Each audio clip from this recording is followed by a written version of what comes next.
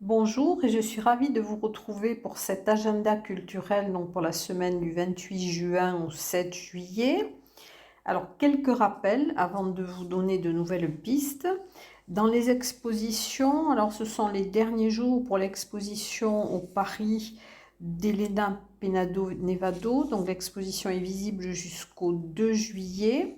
À l'Artelier, l'exposition Tandem donc jusqu'au 30 juin. Ensuite, à la Galerie E, donc l'association de photographie E, jusqu'au 4 juillet, Fiction de Jean-Claude Bourgeois, donc visible les vendredis de 17h à 20h, les samedis et dimanches de 15h à 19h. Au musée Massé, l'exposition Dialogue, peinture et photographie de Suzanne Jongman, donc qui est visible jusqu'au mois d'octobre. À l'Abbadiale d'Ares Marsous, donc jusqu'au 1er août, vous pourrez voir l'exposition de Lise Medmant, donc d'art textile. C'est une brodeuse, une artiste brodeuse originaire d'Angleterre. Et donc vous pourrez voir son exposition de 14h30 à 18h30 du jeudi au lundi en juin et juillet.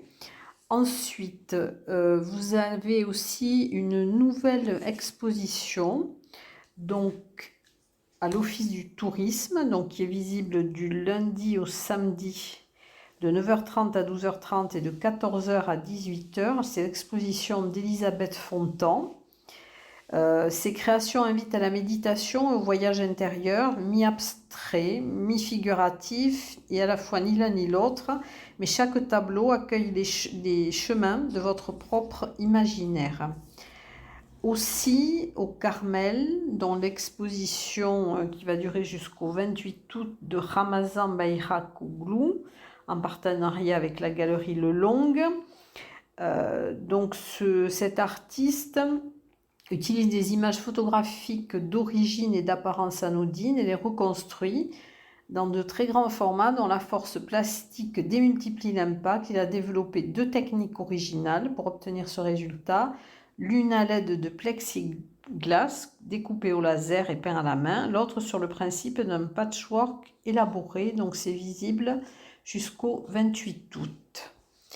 Ensuite, alors, nous allons passer au théâtre. Alors, il y aura au Théâtre des Nouveautés le 30 juin à 20h30 Federico La Colombe assassinée par la compagnie Le Théâtre du Jeu. Musique, le 1er juillet à l'église de Saint-Lary-Soulan, un concert jazz, cordes et on. C'est un trio violoncelle, batterie et accordéon. Du 2 au 3 juillet à l'espace de l'Abbadiale à Saint-Savin, le concert avec Splendia, c'est un chœur de femmes avec Damona, dont nous avions déjà eu une interview à propos de la cantatrice chauve. Le 3 juillet à 21h, à l'église de Saint-Lary-Soulan, un concert récital voix-guitare avec la mezzo-soprano Lucille Verbizier, qui sera accompagné par le guitariste classique Camille Roule. Ensuite, alors, grande semaine donc pour l'offrande musicale, donc qui a débuté le 26 juin. Le 30 juin, donc à Château-Montus, il y aura le concert de Noix qui sera accompagné donc par Gilles Dor. Le concert sera précédé d'une conférence Les Vins de Madiran par Alain Brumont, donc le propriétaire des lieux. Dans l'offrande musicale, donc le 2 juillet au cinéma Pax de Lourdes, projection du film d'Églantine Émeillé, Mon fils, un si long combat. Églantine Émeillé, la marraine de cette première édition de l'offrande musicale. Le 3 juillet, à l'abbaye de l'Escaladieu, alors il y aura d'abord la conférence à 19h de Thibaut de Rouvray, donc une abbaye cistercienne à l'abbaye de l'Escaladieu. Et ensuite, il y aura le concert, alors c'est un concert musique et texte, avec Fanny Ardant comme récitante, à l'alto Gérard Cosset et au piano David Frey. Donc, ce sont des textes du poète autrichien Meloman Reich. Transposition donc, de suite de Bach pour violoncelle à l'alto. Le 4 juillet, toujours dans l'offrande musicale, donc au cinéma Pax de Lourdes, Bruno Mont-Saint-Jean, réalisateur, présentera son film Le violon du siècle, Yehudi Menuhin. Toujours dans l'offrande musicale, donc le 5 juillet au Hara. Alors à 19h, il y aura une conférence de Jean-François Soulet, Napoléon et le Hara. Il y aura ensuite un récital de chant de Barbara Fritoli qui sera accompagnée par sa pianiste. Le 7 juillet, donc ça sera le concert de clôture à la salle Padre Pio, cité Saint-Pierre à Lourdes. Schubertiade, donc Renaud Capuçon, Victor Julien Laferrière et David Frey. Et ce concert sera précédé à 19h d'une conférence de Rodolphe Bruno Boulmier, qui est compositeur, musicologue et producteur à France Musique sur Schubert, conférence sur Schubert.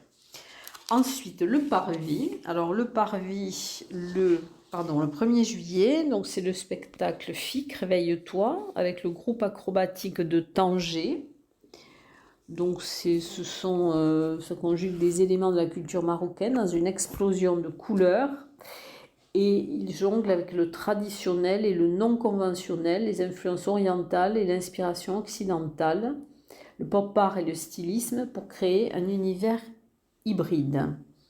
Et la nuit du cinéma, donc qui aura lieu le 2 juillet au Hara. Alors, cette nuit du cinéma débutera à 22h15. Donc vous aurez des transats à votre disposition. Par contre, il faudra vous munir de vêtements chauds, de couvertures, de torches. Donc il y aura 6 films. Alors le premier, c'est L'âme des guerriers de Lita Maori, donc à 22h15. À 0h05, Le Quid de Charles Chaplin. À 1h20, Inspecteur La Bavure de Claude Zidi. À 3h07, Partie de campagne de Jean Renoir. À 3h54, Les Maîtres Fous de Jean Rouch. Et à 4h30, Le Jour des Morts Vivants. Voilà, donc c'est la nuit du cinéma organisée par le Parvis dans le cadre du Hara. En musique, dans le programme Un air d'été. Donc le samedi 3 juillet au Jardin Massé, il y aura à 16h le spectacle King Impro par la compagnie La Limone. C'est un spectacle 100% improvisé où le public est maître. Le 4 juillet au kiosque Massé à 15h, musique avec l'école de musique et tradition. Et à 16h, danse latine. Voilà, je crois que je vous ai tout donné. J'espère ne rien avoir oublié. Et je vous dis à très bientôt, à la semaine prochaine. Et bonne semaine.